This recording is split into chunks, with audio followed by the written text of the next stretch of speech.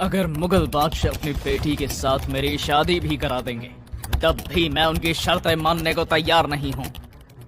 आप सोच रहे होंगे कि आखिर इतनी बड़ी बात किसने कही है। दोस्तों, आपको जानकर हैरानी होगी कि यह बात कही नहीं गई है बल्कि लिखी गई, क्योंकि कहने के लिए इंसान को जुबान की जरूरत होती है। और जिस इंसान ने औरंगजेब के दरबार में इस बात को लिखा था, उस इंसान की औरंगजेब ने जुबान कटवा दी थी। सिर्फ जुबान ही नहीं, आंखों में लोहे की सलाखें घुसा दी गई थी, पूरे शरीर पर चोटों के निशान थे। और फिर भी ये इंसान सिर्फ यही कह रहा था कि मुझे किसी तरह की शर्तें मंजूर नहीं है। लेकिन कौन थे ये इंसान? ये थे छत्रपति संभाजी महाराज। हो सकता है आपने ये नाम पहली बार सुना हो, लेकिन ये नाम मराठा इतिहास के सबसे जरूरी और सबसे पवित्र नामों में से एक है। आपने ये किस्सा तो जरूर ही सुना होगा कि छत्रपति शिवाजी महाराज आगरा की जेल से औरंगजेब की नाक के नीचे से निकल गए थे। क्या आपको पता है उस समय छत्रपति शिवाजी महाराज के साथ और कौन उस जेल में बंद था? वो थे संभाजी महाराज, यानी कि छावा।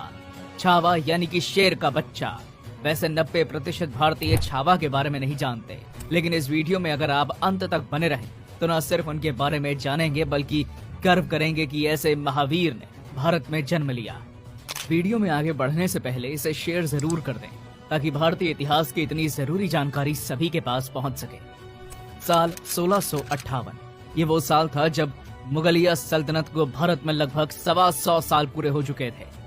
1556 में गद्दी पर बैठे अकबर ने अगले 49 सालों तक ठीक ठाक राज किया था और उनके जाने के बाद भी मुगलिया सल्तनत लगभग 53 सालों तक जहांगीर और शाहजहां के हाथों से ठीक ठाक चली थी। मिला जुलाकर ये कहा जा सकता है कि कुछ सही और कुछ गलत के साथ ये 125 साल नॉर्मल थे। लेकिन 1658 में गद्दी पर बैठा औरंगजेब छठा मुगल बादशाह और इम्पैक्ट के मामले में सबसे आखिरी। जब भी किसी इंसान का अंत समय नजदीक आता है तब कहा जाता है कि उस इंसान का वाटरलू आ गया है। दरअसल महान योद्धा नेपोलियन वाटरलू में अपने जीवन की आखिरी लड़ाई वाटरलू में हारा था और वहीं उसका अंत हो गया था। तब से लेकर अब तक ये एक मुहावरा बन चुका है। और अगर वीडियो के कॉन्टेक्स्ट में कहा जाए तो औरंगजेब मुगलिया सल्तनत का वाटरलू था। औरंगजेब के राज में वो ऐसे गिरे कि फिर कभी उठ ही नहीं पाए। इसका कारण था उसका अड़ियल और जिद्दी रवैया। जहां अकबर, शाहजहां और जहांगीर कई बार अपने फायदे के लिए झुक भी जाते थे, औरंगजेब का स्वभाव इनसे अलग था। वो जिद करना जानता था, जिद पर अड़े रहना जानता था। वो ऐसा कर सकता था क्योंकि उसका सामना होता था अपने गुलामों से और अपने दरबारियों से जो उसकी जिद मानते थे। लेकिन दिल्ली के दक्षिण में एक ऐसा मूवमेंट बन रहा था जो औरंगजेब की जिद को तोड़ने के साथ साथ औरंगजेब का मनोबल भी तोड़ने वाला था। ये मूवमेंट था स्वराज मूवमेंट। स्वराज्य यानी कि अपना राज्य, अपना हक। और इसे शुरू किया था मराठा साम्राज्य के छत्रपति शिवाजी महाराज ने। शिवाजी महाराज वो योद्धा थे जिन्होंने पूरे मराठा कबीलों को इकट्ठा करके एक साम्राज्य में बदला था। उन्होंने भारत की पहली नौसेना एस्टैब्लिश की थी और इसलिए उन्हें फादर ऑफ इंडियन नेवी भी कहा जाता है। छत्रपति शिवाजी का जीवन औरंगजेब से लड़ते हुए बीता। उन्होंने कई लड़ाइयां जीती, लेकिन वो ये जानते थे कि एक राजा होने के नाते उनका दायित्व युद्ध के साथ साथ अपने लोगों को समय देना भी है। इसलिए साल 1666 में जब औरंगजेब ने दोस्ती की बात की तो शिवाजी ने भी उसे एक मौका देने का मन बना लिया था और इसलिए वो आगरा पहुंचे। लेकिन वहां पहुंचकर तो उन्हें कुछ और ही देखने को मिला। दोस्ती के नाम पर औरंगजेब छल कर रहा था। हालांकि ये छल ज्यादा दिनों तक चला नहीं और शिवाजी ने औरंगजेब की जेल को बहुत छोटा साबित किया और अपने किले में लौट आए। इस पूरी जर्नी में उनके साथ थे उनके 9 साल के बेटे संभाजी। ये वो संभाजी थे जिन्हें उनकी दादी ने पाला था, क्योंकि पिता शिवाजी युद्ध और राज्य की जरूरतों में व्यस्त रहते थे और माता साई भोंसले का देहांत तब ही हो गया था जब वो 2 साल के थे। हालांकि उनकी दादी जीजाबाई ने उन्हें वो सभी संस्कार दिए थे जो छत्रपति शिवाजी महाराज के बेटे में होने चाहिए। और इसलिए जब आगरा में छत्रपति के साथ कैद करने वाली सभी घटनाएं हुई तो उन्होंने संभाजी के मन पर बहुत प्रभाव डाला। वो ये समझ चुके थे कि मुगलिया सल्तनत का सफाया जरूरी है, लेकिन वो ये नहीं जानते थे कि इस मुश्किल चुनौती से जूझने से पहले उन्हें अपने ही परिवार की चुनौतियों का सामना करना पड़ेगा। जैसा कि आपको पता ही है, संभाजी ने अपनी मां को 2 साल की उम्र में ही खो दिया था। जब वो 23 साल के थे, यानी कि 1680 में उनके पिता का भी देहांत हो गया। आपको जानकर हैरानी होगी, ऐसे समय में जब उन्हें राज्य और राज्य के लोगों के साथ होना चाहिए था, तब वो पन्हाला किले में बंद थे, मराठा सैनिकों की निगरानी में। आपको लग रहा होगा कि शायद मैंने कुछ गलत कह दिया, शायद मुझे मुगल सैनिकों की निगरानी में कहना चाहिए था, लेकिन नहीं। संभाजी महाराज को मराठा सैनिकों ने कैद कर रखा था, क्योंकि ऐसा आदेश था।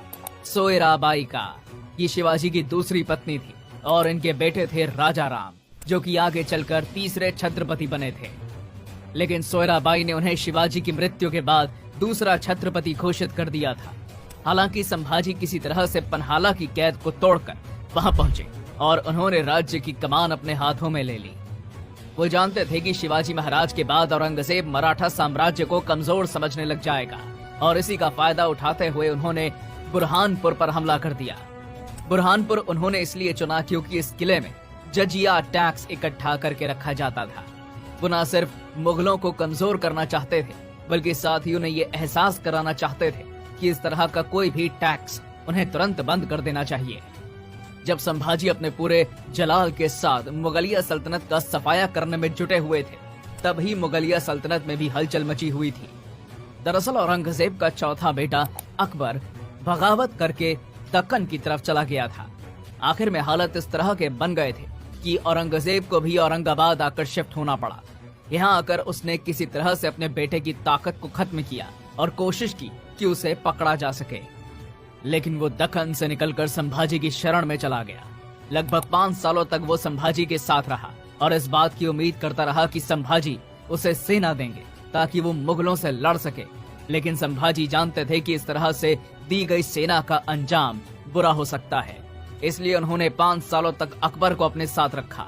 उस दौरान वो मराठा हॉस्पिटैलिटी में मेहमान बनकर रहा। दरअसल संभाजी औरंगजेब को ये एहसास कराना चाहते थे कि हिंदुस्तान में कोई इतना ताकतवर भी है कि उसके दरबार से भागे हुए इंसान को न सिर्फ शरण दे सके, साथ में उसे बेहतर हॉस्पिटैलिटी भी दे सके। ये सब कुछ औरंगजेब को इरिटेट करने के लिए किया गया था। हालांकि इस दौरान संभाजी अपने मिशन में भी पूरी तरह से लगे हुए थे। उन्हें पता था कि जब तक अकबर उनके साथ है, तब तक औरंगजेब की नाक नीचे रहेगी और इस नीची नाक के कारण वो मराठों पर हमला करता रहेगा। इसलिए वो इस तरह के हमलों के लिए तैयारी पूरी रखते थे। इसी तरह का एक हमला हुआ राम सेज पर साल 1682 में। औरंगजेब ने कोशिश की कि चारों तरफ से हमला किया जाए। औरंगजेब को लगा कि सेना की संख्या ज्यादा होने के कारण वो इस लड़ाई को बड़ी आसानी से जीत जाएगा, लेकिन संभाजी ने ऐसी टैक्टिक्स को यूज किया कि 3 सालों तक लड़ने के बावजूद औरंगजेब सफल नहीं हुआ। हालांकि उसे अपने कई जनरल्स की मृत्यु देखनी पड़ी। 3 सालों तक रामसेज में एड़ी चोटी का जोर लगाने के बाद औरंगजेब ने रायगढ़ को जीतने के बारे में सोचा। उसने सोचा कि उत्तर और दक्षिण दोनों दिशाओं से हमला करने पर शायद रायगढ़ किले पर कब्जा किया जा सके। लेकिन न सिर्फ संभाजी महाराज ने इस पूरी योजना को फेल किया, बल्कि इस हमले में औरंगजेब का इतना नुकसान हुआ कि उसे अपना ध्यान मराठों से हटाकर कुतुब शाही साम्राज्य और आदिल शाही साम्राज्य पर लगाना पड़ा, ताकि उसे एक छोटी सी ही लेकिन जीत मिल जाए। हालांकि ये कहा गया है कि एक महान योद्धा की मौत सीने पर लगने वाली तलवार से नहीं, बल्कि पीठ पर लगने वाले चाकू से होती है। संभाजी के साथ भी कुछ ऐसा ही हुआ ये कि मराठों से लगातार हारने के बाद औरंगजेब छोटी छोटी जीतों की तलाश में था, और ये उसे मिली गोलकोंडा और बीजापुर जैसी जगहों पर, जो कि छोटे छोटे मुस्लिम राज्य थे लेकिन मराठों के साथ खड़े रहते थे। औरंगजेब ने यहाँ से जीतकर एक घेरा तैयार करने की कोशिश की और बीजापुर के ही सेनापति सरजा खान को रायगढ़ लड़ने के लिए भेजा। वही नाम की एक जगह पर यह लड़ाई शुरू हुई और मराठों की तरफ से इसमें हिस्सा लिया हम्बीराव मोहिते ने। मोहिते संभाजी महाराज के बहुत ही ज्यादा खास सेनापतियों में से एक थे और संभाजी की राजनीति में मोहिते का बहुत बड़ा योगदान था। हालांकि इस युद्ध के आखिर में मुगल युद्ध तो हार गए, लेकिन हम्बीराव मोहिते शहीद हो गए और वीर गति को प्राप्त हुए।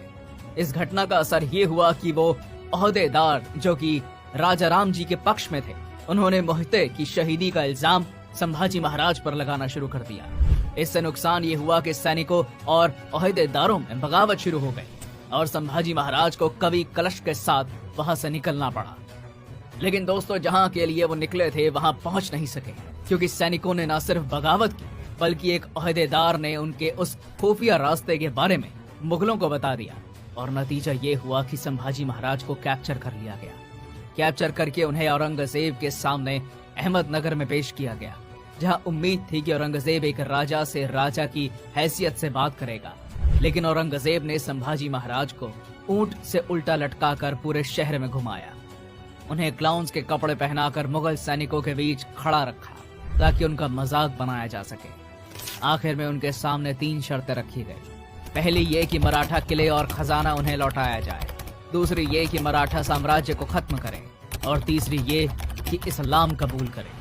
संभाजी महाराज ने पहले मना किया तो उनकी आंखों में जलती हुई सरिये की सलाखों को घुसा दिया गया। उसके बाद उन्होंने जब दोबारा शर्तों को मानने से मना किया तो उनकी जुबान काट ली गई, और तीसरी बार जब उनसे पूछा गया तब उन्होंने कहा कि मैं इसका जवाब लिख कर देना चाहता हूँ।